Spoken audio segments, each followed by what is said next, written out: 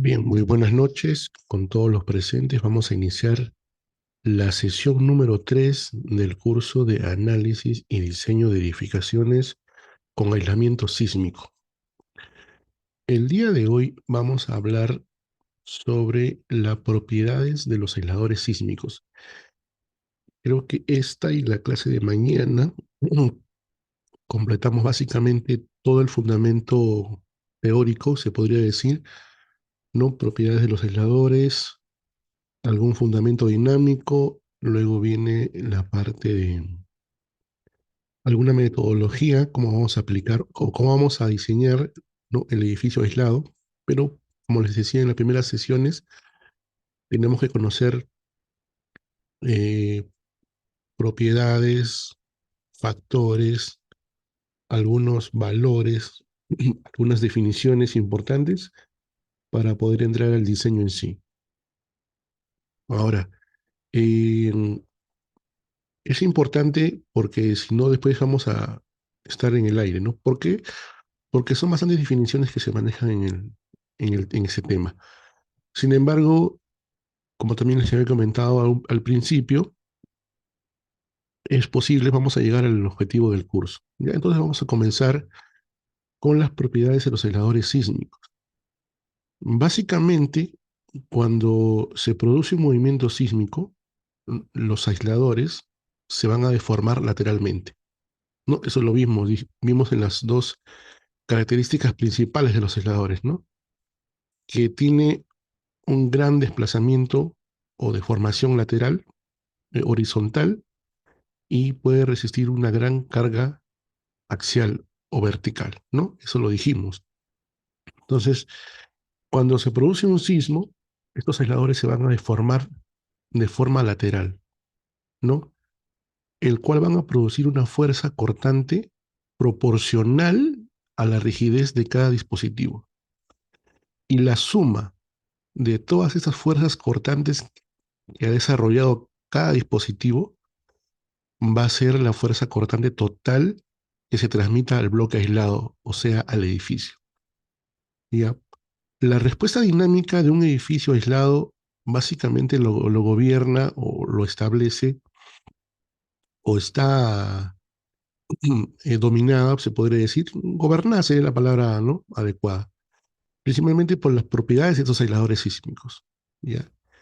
Este comportamiento que nosotros podemos ver en estas gráficas, ¿ya?, va a reflejar, ¿no?, las formas de vibración, las distorsiones máximas, las aceleraciones máximas de entrepiso, ¿correcto? Estos parámetros tienen que ser controlados en el diseño para garantizar que esta estructura, ¿no?, pueda ser protegida durante un sismo, ¿no? La estructura y los componentes de esta estructura, que vendría a ser quienes habitamos en esas edificaciones, ¿no? Los aisladores sísmicos son una serie de ensamblajes de diversos materiales, como por ejemplo el caucho, el acero, el plomo, también hay teflón, entre otros componentes que tienen, ¿no? Cada una de estas propiedades mecánicas individuales, ¿no?, de los aisladores, al combinarse, resultan en un dispositivo con características únicas. Entonces, la rigidez de cada dispositivo vamos a obtenerla a partir de una curva constitutiva, se llama, o una curva de histéresis. Y esta curva de histéresis puede adoptar estas formas que estamos visualizando en la pantalla, ¿no? Esta es una curva de histéresis de un dispositivo en común, este es de un aislador elastomérico, este también es otro tipo de aislador. Entonces, todas esas características que ha, o sea, todo ese efecto que ha ocasionado el sismo se van a reflejar en este comportamiento histerético. Principalmente podemos mencionar que esta fuerza de histéresis, ¿ya?,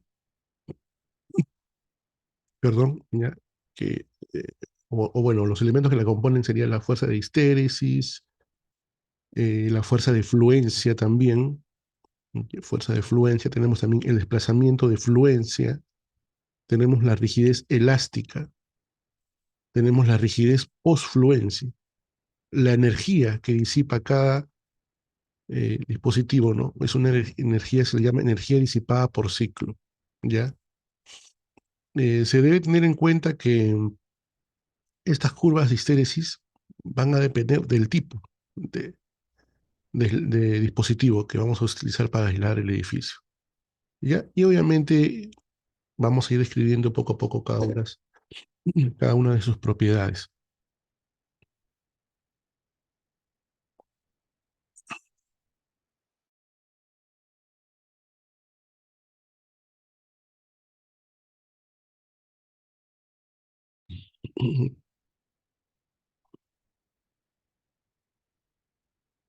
Por ejemplo, podemos comenzar con los aisladores LRB y RB.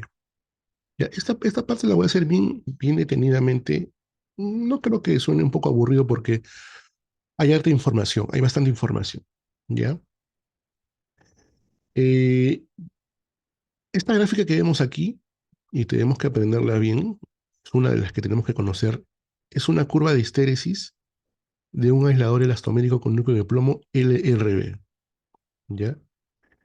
Esta curva de histéresis se genera a partir de la acción de la fuerza de corte y la deformación horizontal que ocasiona, que un sismo ocasiona en el dispositivo, ¿ya? De modo que obtenemos como una resultante esta gráfica que vendría a ser fuerza versus deformación. Fuerza en el eje vertical y deformación en el eje horizontal. Permítanme un apuntador aquí. Entonces, esta área que tenemos aquí, permíteme un ratito, ¿cómo hago para tener solamente el cursor? Ahora sí, ya, esta área que tenemos aquí, marcada en azul, toda esta área, es el área de la curva de histéresis, que nos representa la energía disipada por el dispositivo. Entonces, lo que yo veo aquí, en principio, es un ciclo histerético, o sea, un comportamiento. Podría ser en menos de milisegundos. Y el que veo, por ejemplo, aquí anterior, que ya hay varios ciclos, es cuando ya el sismo, cuando el aislador está trabajando eh, o se está desplazando, ¿no? En este movimiento, ¿no? De lado a lado, y ya en un sismo, ¿no? Estas imágenes que vemos aquí, por ejemplo, son de solo un ciclo. Y acá podemos ver varios ciclos histeréticos, ¿ya? ¿Y qué lo compone esta curva histerética? Básicamente, la curva de histéresis de un aislador, en este caso tipo LRB, ¿no? Describe un comportamiento bilineal, ¿ya? Bilineal. Este se llama, o esto se denomina bilineal. Si habláramos de algo lineal, sería este de acá, miren, lineal, ¿no? Es como en una función, es una función lineal, ¿no? Esta ya no es una función lineal, pues, ¿no? Esta es una función bilineal, ¿ya? Debido a que representa dos rigideces, ¿ya? Uno que es la rigidez inicial, K1, ¿ya? Adopta un valor menor al llegar al punto de fluencia, Fy, fuerza de fluencia. Luego tenemos la llamada rigidez postfluencia. Aquí tenemos esa de acá, A1. Luego tenemos esta pendiente que vendría a ser la rigidez efectiva del aislador. Ya estamos viendo los conceptos, porque después vamos a verlos detenidamente con todas sus ecuaciones que vamos a calcular. Como les dije en un principio, no es difícil, solo que es laborioso y tiene bastante información, ¿no? Tenemos aquí la pendiente en verde, que es una rigidez efectiva. Luego tenemos eh, la fuerza característica, que es Q. A veces también se le denomina QD. ¿Ya? Y tenemos el desplazamiento de fluencia, DY, y finalmente el desplazamiento final que ha tenido este aislador. Y obviamente F es la fuerza y acá se produce la fuerza máxima. Es por eso que que esta gráfica es un resultado, dijimos, ¿qué dijimos? Es un resultado de fuerza versus de formación, ¿no? De desplazamiento, ¿correcto?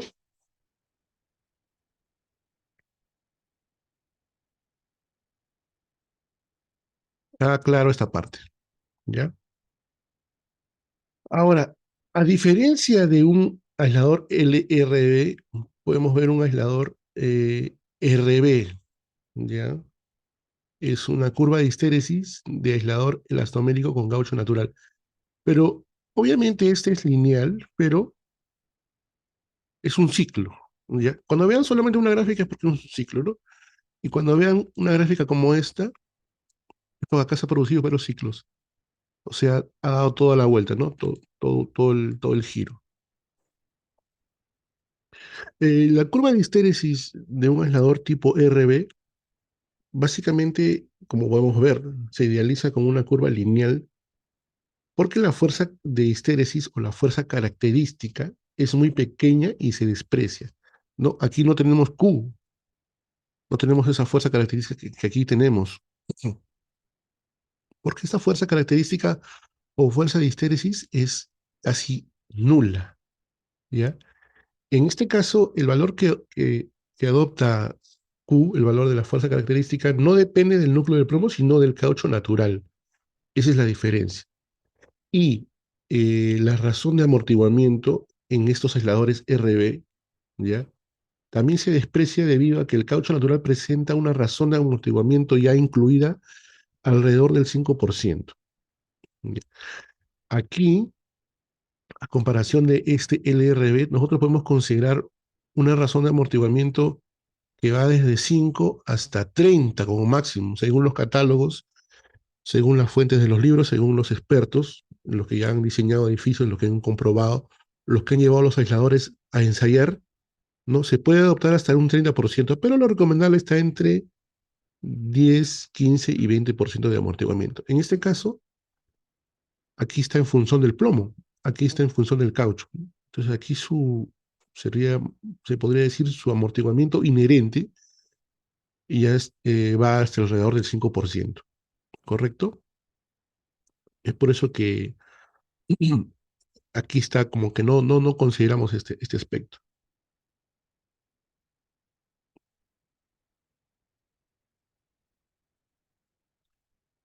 Empecemos entonces con cada una de las definiciones importantes, fundamentales de estas propiedades de los aisladores sísmicos. La rigidez inicial o rigidez elástica, que a partir de ahora le vamos a llamar KE. Eso no lo podemos olvidar porque eso lo vamos a usar en el cálculo para el diseño. Ya, esta rigidez, ¿cómo la podríamos definir? A ver, esta rigidez controla las pequeñas deformaciones del aislador ante sismos leves y ante fuerzas del viento, básicamente. Esta es la rigidez del aislador para desplazamientos menores que el desplazamiento de fluencia. Ya estamos hablando de otro término. El desplazamiento de fluencia, ¿cuál era en nuestra curva de histéresis? Es de Y. Acá está nuestra rigidez inicial es K1. K1 o KE, como estamos viendo acá. Correcto. Entonces, vamos a estimarla. Esta rigidez inicial la vamos a calcular o la vamos a estimar 10 veces la rigidez postfluencia, que es K sub D. ¿Dónde? Acá tenemos ya un glosario, una serie de significados. Vamos a estar trabajando de esta forma. KE o K sub E, rigidez elástica, que se puede calcular en newton sobre milímetros o lo que convertamos en las unidades. Pero básicamente su unidad se podría decir predominante es newton sobre milímetros. ¿Por qué? Porque en el catálogo, cuando veamos esta rigidez, en esas unidades nos las presentan. Pero podría ser en toneladas sobre milímetros, toneladas sobre centímetros, toneladas sobre metros, no hay problema. ¿Ya? Básicamente, vamos a hacerlo así.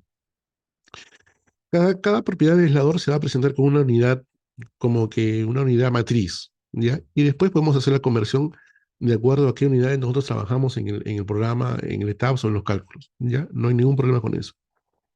Entonces ya sabemos que KD es la rigidez por fluencia, que también se puede presentar en newton sobre milímetros. Es una opción, ¿no? Puede ser toneladas sobre milímetros también, toneladas sobre metros, ¿correcto? Entonces ya tenemos ahí, ya hemos conocido la rigidez inicial. ¿Ya? 10 veces la rigidez post-fluencia. Luego tenemos la rigidez post-fluencia, la que acabamos de mencionar. Su fórmula es K sub D igual a G por AR sobre TR. ¿Y quiénes son esos elementos? Muy fácil. Ahí está todos los significados. KD, rigidez por fluencia, ya vimos. G es otro valor importante que vamos a conocer cuando nos auxiliemos en un catálogo para elegir un modelo de aislador. Vamos a encontrar este valor de G, módulo de corte del caucho natural.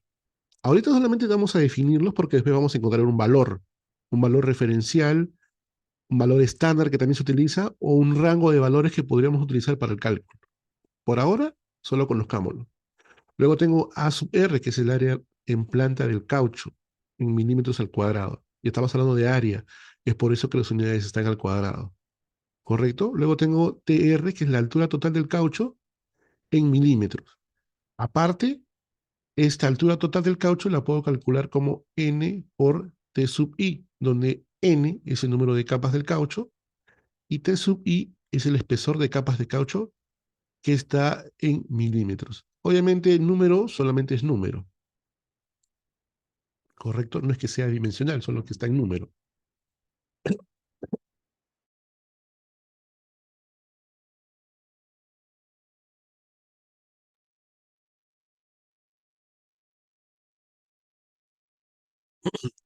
¿correcto?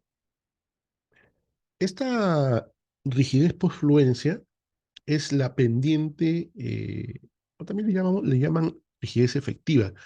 Es por eso que en la gráfica que acá los puede confundir un poco. A ver, aquí dice KEF.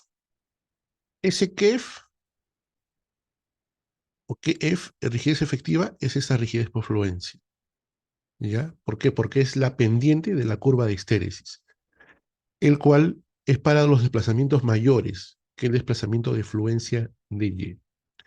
Ahora, este va a depender mucho del módulo de corte del caucho, como habíamos mencionado, y de las dimensiones del aislador, porque aquí estamos hablando de las dimensiones del aislador, ¿ya? El área y el número de altura total del caucho, ¿ya? Este parámetro es importante porque brinda al sistema de aislamiento la capacidad de retorno o de fuerza de restauración. Entonces, cuando habíamos mencionado en algún momento en la clase anterior que el dispositivo de aislamiento, ya sea, bueno, en este caso un aislador, tiene que tener la fuerza necesaria para que pueda regresar a su estado inicial después de un movimiento sísmico, esta rigidez por fluencia es la que le da esa propiedad porque nos va a servir justamente para ese cálculo. Ya, entonces ya tenemos, y hasta ahora, ya estamos conociendo todos los significados. Luego tenemos fuerza de histéresis QD. En algunos textos lo va a encontrar usted como fuerza característica y solo a ciegas Q, pero también se le denomina fuerza de histéresis QD. Ahora, tenemos dos fórmulas importantes aquí.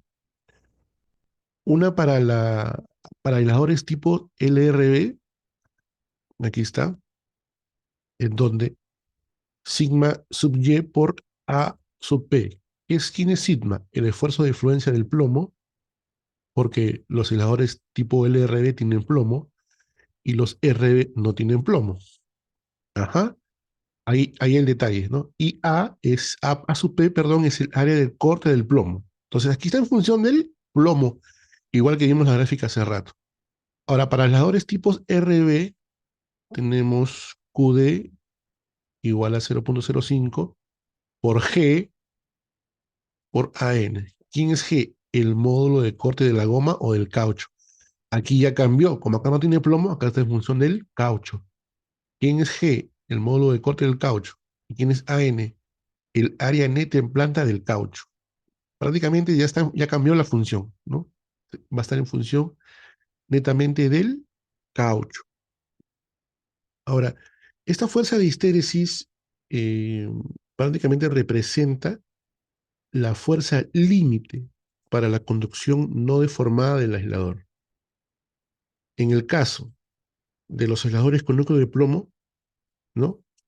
Su valor depende directamente del esfuerzo de fluencia del plomo, la geometría del núcleo del plomo y su relación con el diámetro del aislador, porque estamos hablando del área del corte del plomo, ¿no? Es un parámetro importante, recuerden, ya, para verificar la activación del sistema de aislamiento, por lo que se debe tener presente que eso nos va a servir para determinar la fuerza de diseño de la superestructura. Estas propiedades no las podemos olvidar, tenemos que recordarlas. Y si no las podemos recordar todas, tenemos que tener una tablita en donde podamos ver, tener una especie de formulario inclusive, ¿no? En qué momento utilizarlas. A ver, ¿dónde está? Ahora sí. Ahora tenemos la fuerza de fluencia F sub Y.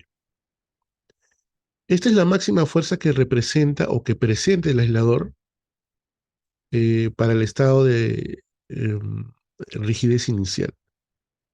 Si la fuerza de corte aplica en el dispositivo, supera este valor. Entonces el aislador en ese momento pasa de tener una rigidez elástica, que era la KE, ¿ya?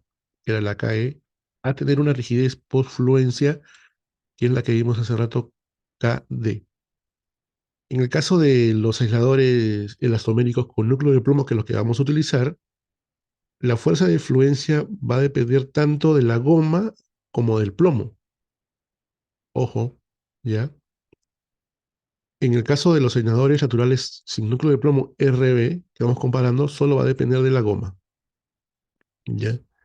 Ahora, ¿tenemos aquí algún otro elemento nuevo? No, tenemos lo mismo, fuerza de fluencia, fuerza histerética o fuerza característica, ¿ya? Y cae rigidez elástica y rigidez plus fluencia. Básicamente, ya estamos viendo que con algunos valores yo ya puedo iniciar algunos cálculos.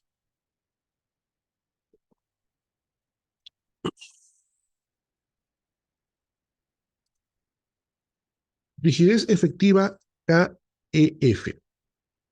Ahora, la rigidez efectiva es la resultante de la suma vectorial de las rigideces elásticas, que vendría a ser KE y la de posfluencia, ¿ya? De la curva de histéresis. Básicamente, simplifica teóricamente el comportamiento multilineal de un aislador en un comportamiento lineal. Lo que hace posible realizar un análisis lineal de la estructura en conjunto con el aislador. Y la rigidez efectiva se va a medir, con la relación que hay entre esta fuerza de corte máximo y el desplazamiento horizontal. Desplazamiento siempre es horizontal, ¿ya? Que ocasionó esta fuerza, ¿ya? Ocasionado por esta fuerza. La fuerza de corte, ¿ya? Depende del módulo de corte del caucho. Depende del diámetro del aislador, del diámetro del núcleo de plomo y de las láminas de caucho. Es decir, que todos estos parámetros hacen variar la rigidez efectiva y por ende el desplazamiento horizontal del dispositivo, en este caso del aislador. Y aquí ya estamos incluyendo la fuerza cortante del aislador. Al mismo tiempo, esta fuerza cortante se calcula como la sumatoria de la fuerza histerética o fuerza característica más la rigidez por fluencia por ese desplazamiento, que en este caso sería el desplazamiento asociado a la fuerza cortante del aislador, ¿no? Entonces podemos ver que todas las fórmulas, mira, acá hay QD, están entrelazadas entre sí, ¿no? Y cuanto más avancemos, vamos a encontrar más fórmulas, pero no quiere decir que no vayamos a hacer un mundo con las fórmulas. Van a ir apareciendo fórmulas pero todas están interconectadas. Si no tengo un valor, puedo despejar una de las fórmulas y calcular otro valor.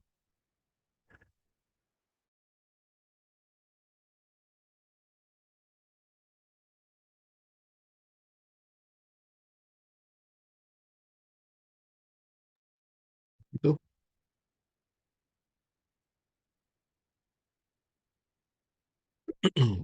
Ya. ¿Correcto? A ver, ¿qué es lo que sigue? Algo muy importante. La energía disipada por ciclo. La energía disipada está representada por el área que se describe en la curva de histéresis. Ya dijimos, ¿no? Toda esa área que encierra esa curva, ¿ya?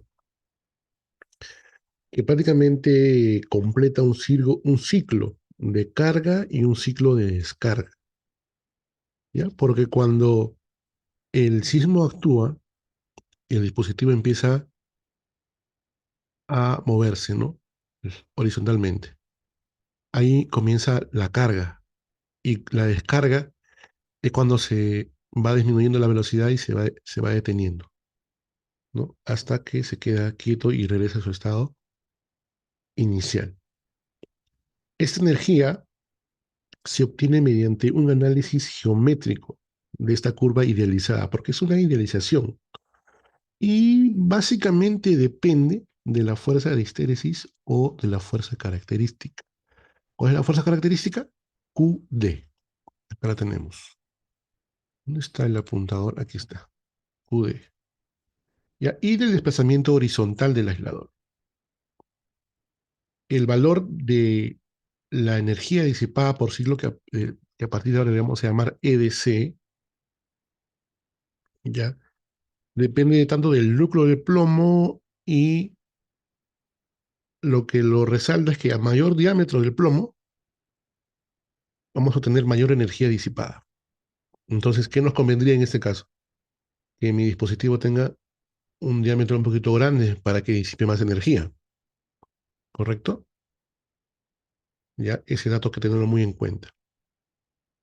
Ahora, para poder obtener mayor información de esta energía disipada, incrementando la fuerza histerética, QD, o el desplazamiento del aislador, ambos, ya porque el valor de prácticamente de la eficiencia del aislador obedece a estos factores, ¿ya? Si se incrementa considerablemente la fuerza característica, también lo va a hacer la fuerza de corte, lo cual no es favorable para la estructura. Ahora, si se incrementa el desplazamiento, vamos a inducir a tener rigidez y fuerzas de corte menores, y el aislador será más eficiente. Resumiendo, debe existir un balance entre estos dos parámetros para encontrar una solución adecuada, ¿correcto? Ahora, cuando el aislador no tiene núcleo de plomo y es de caucho natural, la energía disipada es muy pequeña, entonces no la consideramos en el diseño. Hay que tener en cuenta este detalle. ¿Por qué? Porque la energía disipada por ciclo la calculamos así. Tenemos energía disipada por ciclo va a ser igual a 4 veces esta fuerza de histéresis o fuerza característica por la diferencia del desplazamiento asociado a la fuerza de corte menos el desplazamiento de fluencia del aislador.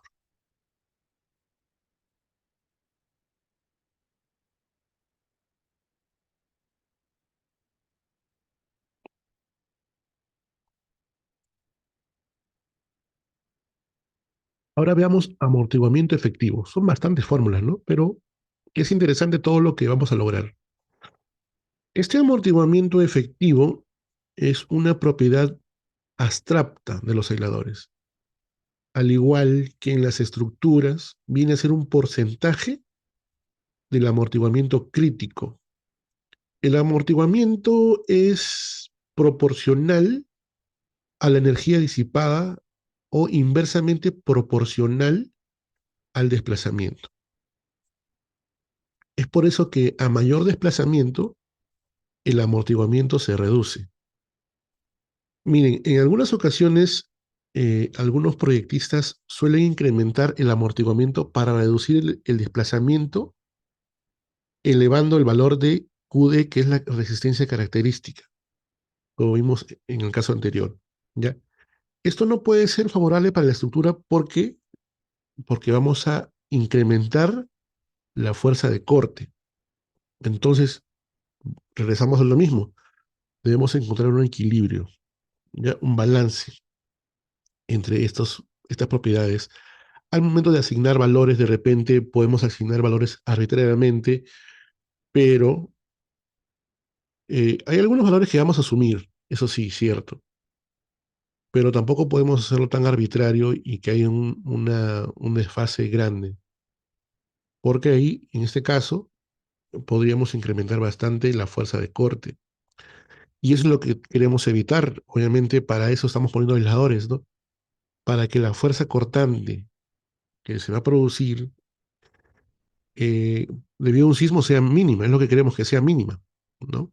No queremos que el sismo corte el edificio, ¿no? Tenemos su simbología, que es beta, F, es amortiguamiento efectivo, es la energía disipada por ciclo entre 2pi por la rigidez efectiva por d al cuadrado, desplazamiento. Amortiguamiento efectivo, energía disipada por ciclo, rigidez efectiva del aislador y el desplazamiento asociado a la fuerza cortante del aislador.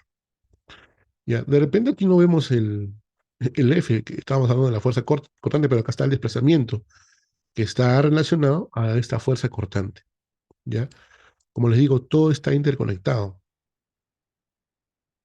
Hace rato vimos la fuerza cortante, acá está, y acá está mitad D. Entonces, todo está relacionado.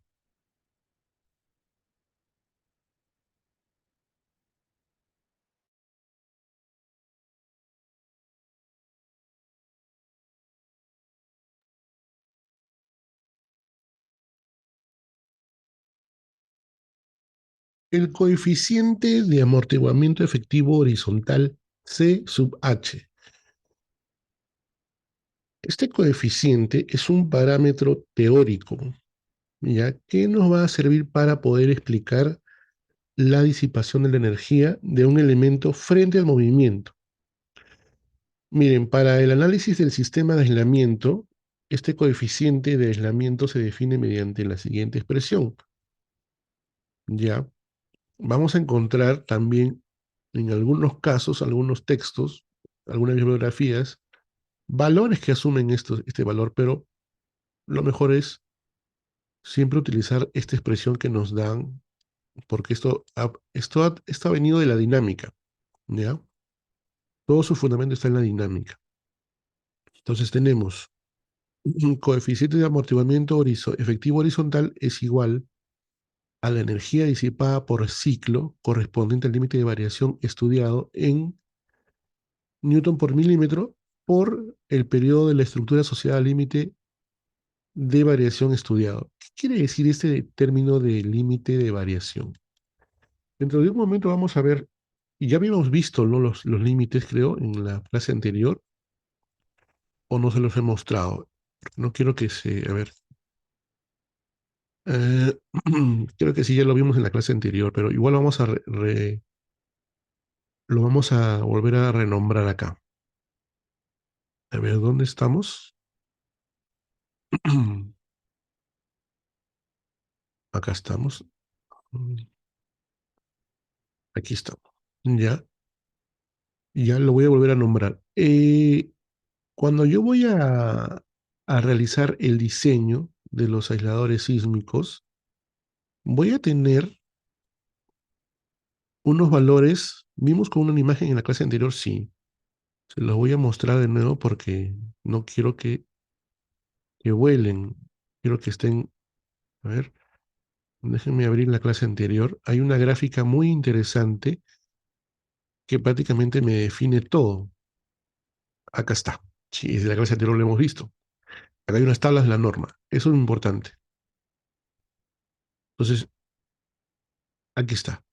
Dice, la energía disipada por ciclo que corresponde al límite de variación estudiado. Cuando yo voy a diseñar los aisladores sísmicos para esta edificación, voy a tener valores nominales, o sea, valores generales, que se van a ubicar acá. Perdón, nos vamos a ubicar acá, nominales. Esta tableta representa la variación de la propiedad de los dispositivos. Entonces, decía, cuando yo diseñe los aisladores sísmicos, voy a tener valores nominales y luego, para una comprobación que tengo que hacer, voy a tener que hacer el mismo diseño para valores máximos y para valores mínimos. Quiere decir que voy a hacer el diseño 3 veces. ¿Por qué se hace esto? Porque la norma lo exige.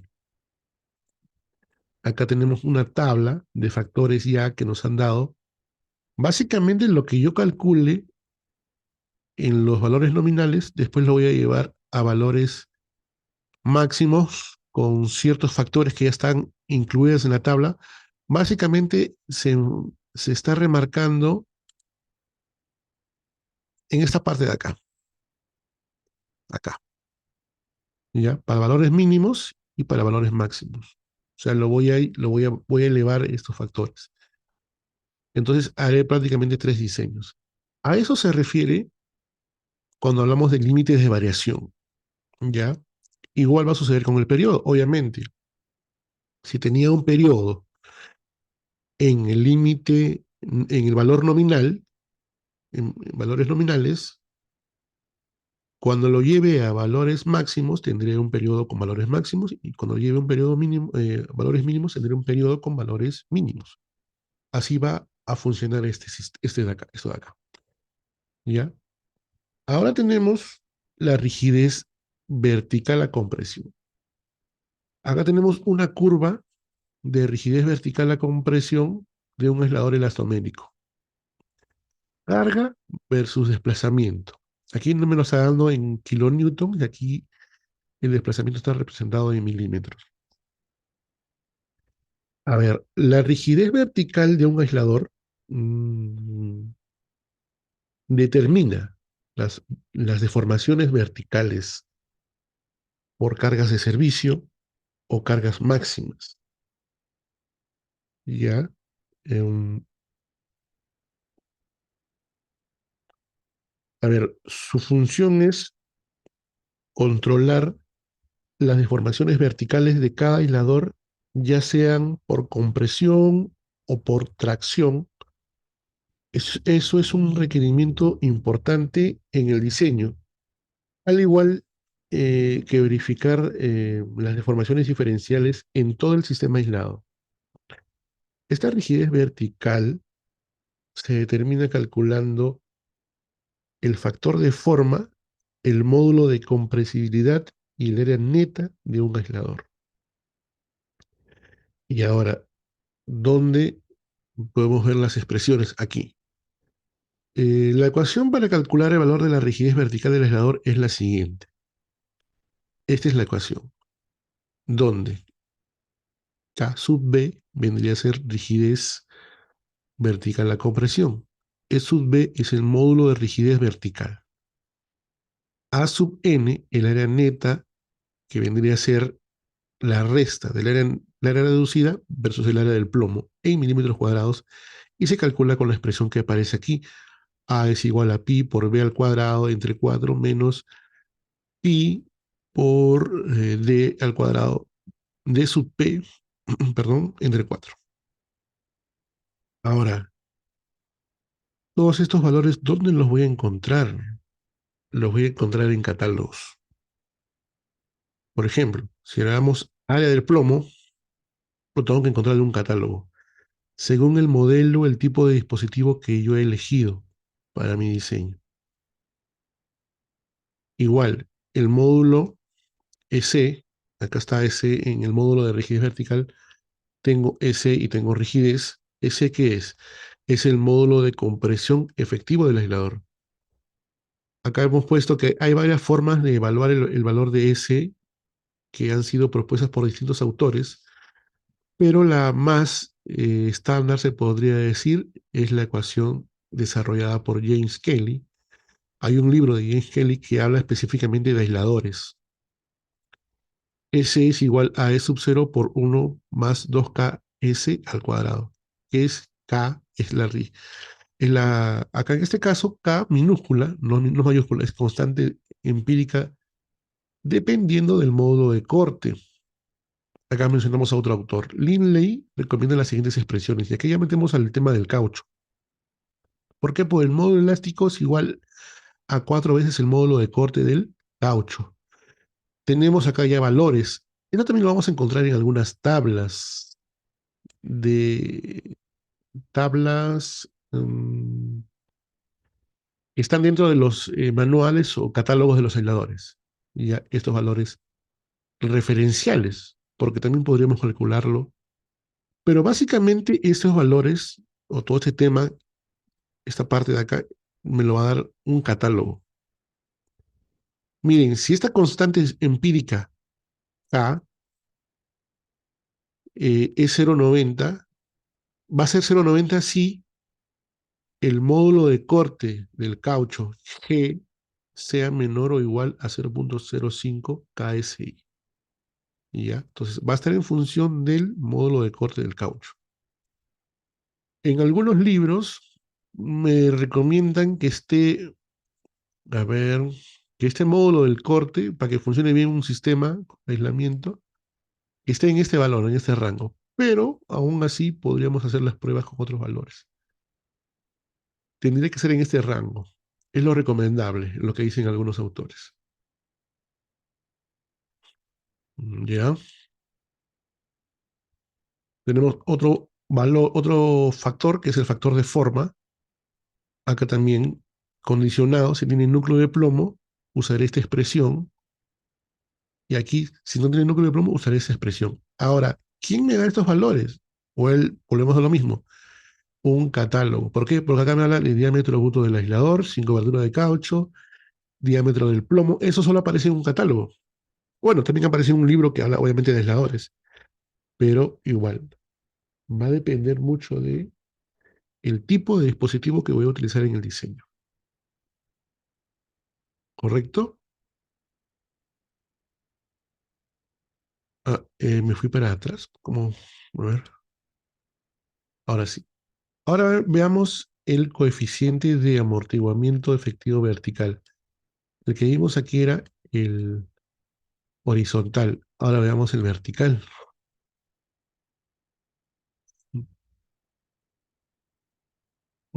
Se me ha quedado el mouse.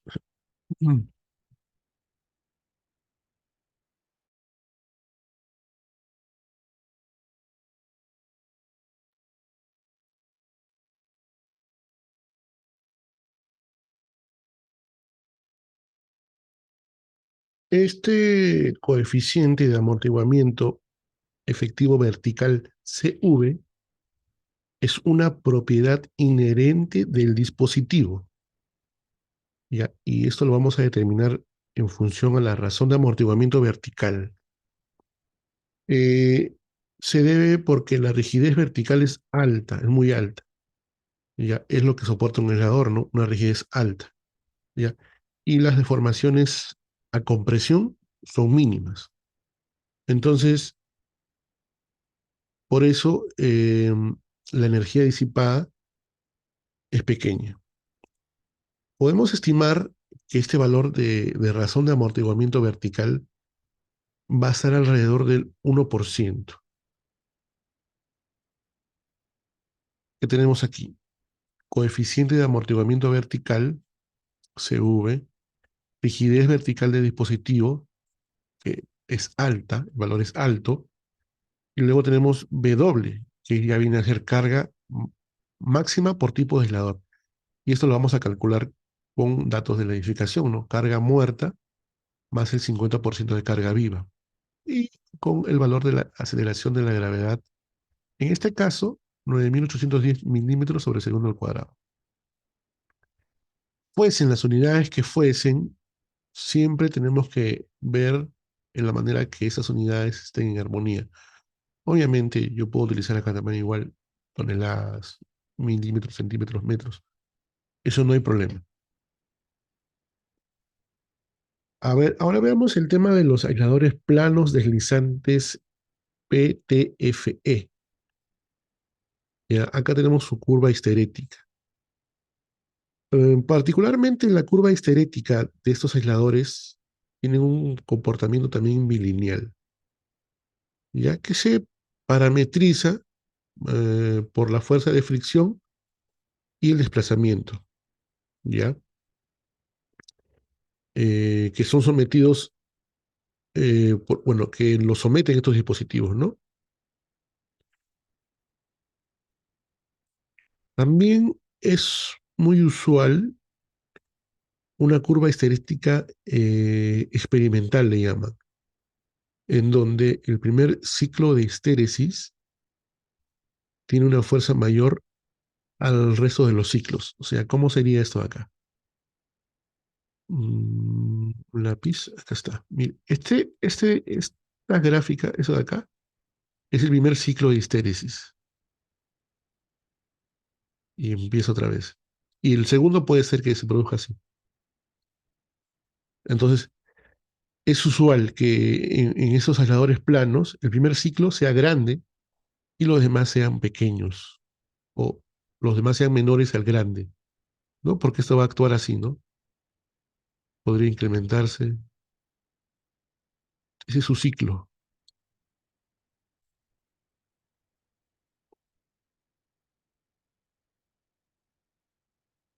Luego vemos también en los aisladores planos el tema de la fuerza de fluencia. ¿Por qué les menciono aisladores planos? Porque vamos a utilizar dos dispositivos en la edificación que vamos a modelar. ¿Ya? Esta fuerza de fluencia prácticamente es la fuerza máxima desarrollada en el deslizador en su estado elástico. ¿Ya? La vamos a calcular con esa ecuación que vemos aquí. Ahora, pero si la fuerza de corte aplicada en este dispositivo supera este valor, el deslizador va a incursionar en el rango inelástico y va a mantener una fuerza constante igual a la de la fuerza de fluencia. Entonces, esta fuerza depende solo del coeficiente de fricción, ¿ya? Y de la carga de cada dispositivo. Aquí tener mucho cuidado aquí. Acá tengo un coeficiente de fricción y N vendría a ser la fuerza normal en el deslizador. Esta solamente es una referencia promedio de esta fuerza normal. La carga muerta más la carga viva, el 50%, ¿no?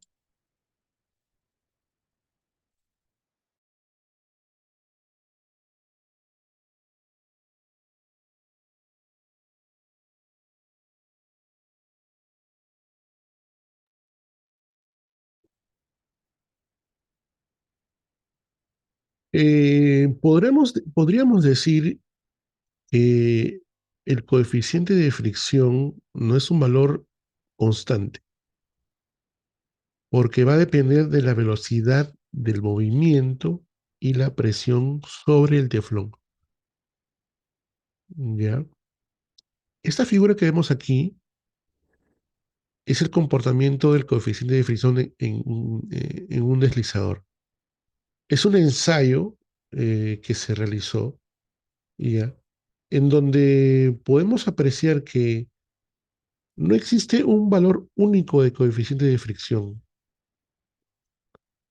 El coeficiente de fricción, se nota, está en este lado, acá en el eje vertical de la gráfica. ¿Ya? No hay un solo único coeficiente de fricción, sino que aquí se ha adecuado ese ensayo a cada tipo de proyecto, según la presión máxima y la velocidad de cada tipo de dispositivo de fricción plano. Es por eso que lo recomendable es, o mejor dicho, no es correcto emplear valores de fricción fijos. O sea, esto va a ir, tiene que ser variable. Tenemos coeficiente de fricción en la gráfica y velocidad en inch es pulgadas, ¿no? Pulgadas sobre segundo. Y aquí solamente es un coeficiente adimensional.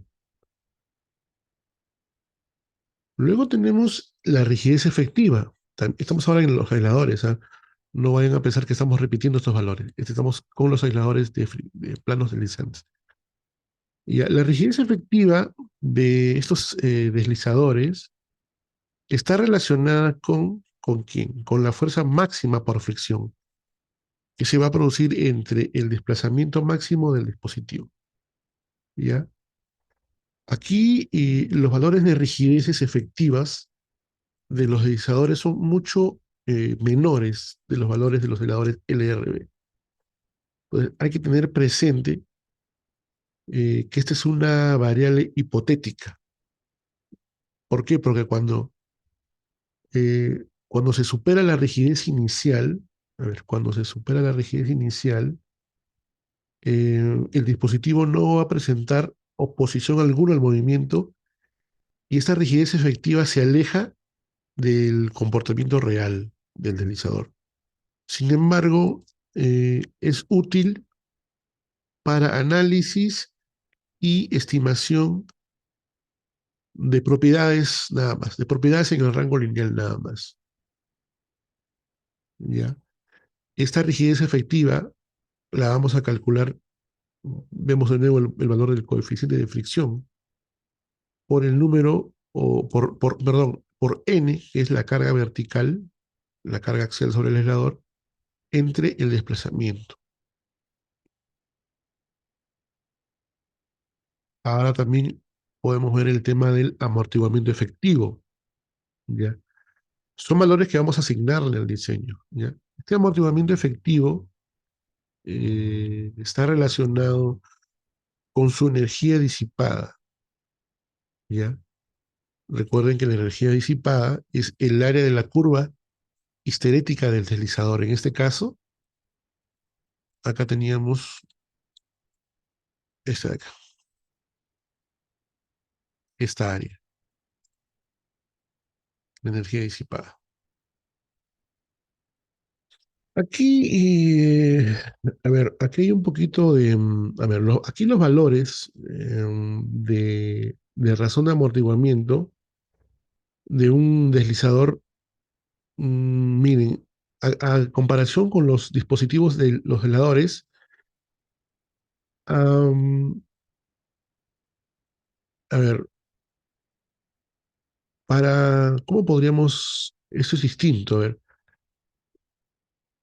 miren, los valores de razón de amortiguamiento, porque esto se expresa en porcentaje, ¿ya? Hasta su máximo desplazamiento podría estar en el orden del 64% aproximadamente.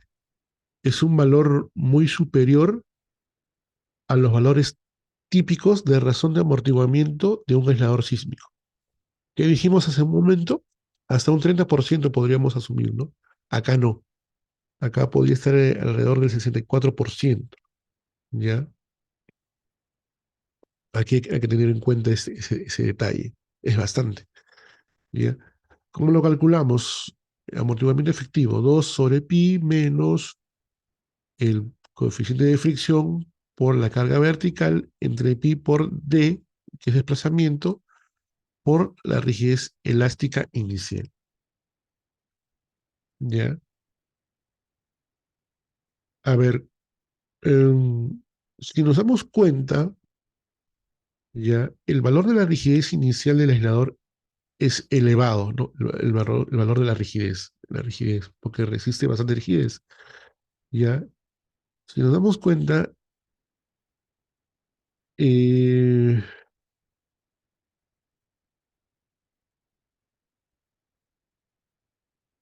aquí este segundo término de esta expresión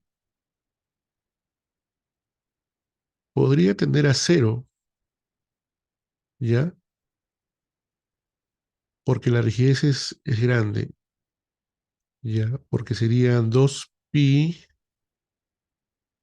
2pi, si asumimos 64%, este de aquí, reemplazando así, más o menos, pues ya lo vamos a ver en el cálculo ya, podría tender a cero este segundo término, ¿ya?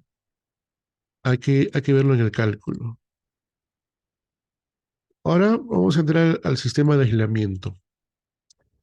Miren, lo que hemos mencionado hace un momento eran propiedades de los aisladores y propiedades el anterior era de los deslizadores.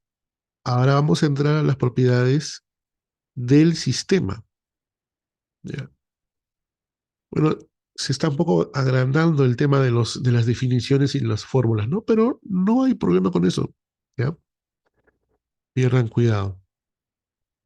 Tenemos la rigidez efectiva del sistema, que vendría a ser K sub M.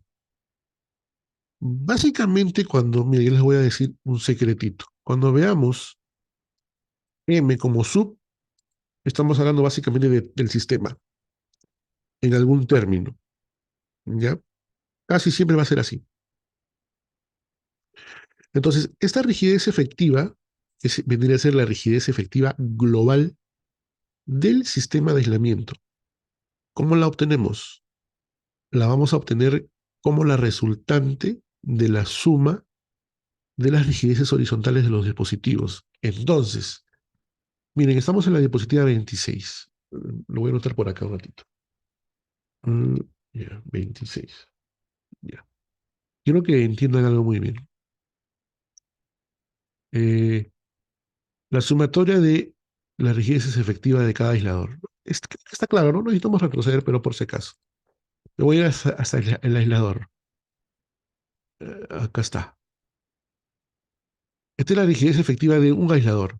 Digamos que tengo 40 en mi proyecto, 40 aisladores. Entonces tendré 40 rigideces efectivas. Entonces, la sumatoria de esta rigidez efectiva de cada aislador, o sea, es la suma de todas las rigideces efectivas horizontales, va a ser la rigidez efectiva global del sistema.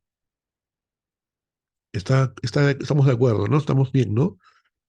Ya, no vayamos a confundir los términos, porque son dos cosas distintas.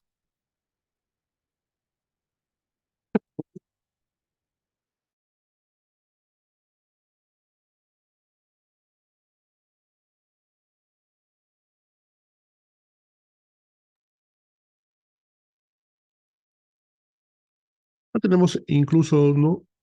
Todas las definiciones que estamos poniendo está ahí clarísimo en lo que estamos hablando. Ahora nos toca ver otra vez el amortiguamiento efectivo, pero del sistema. ¿Ya?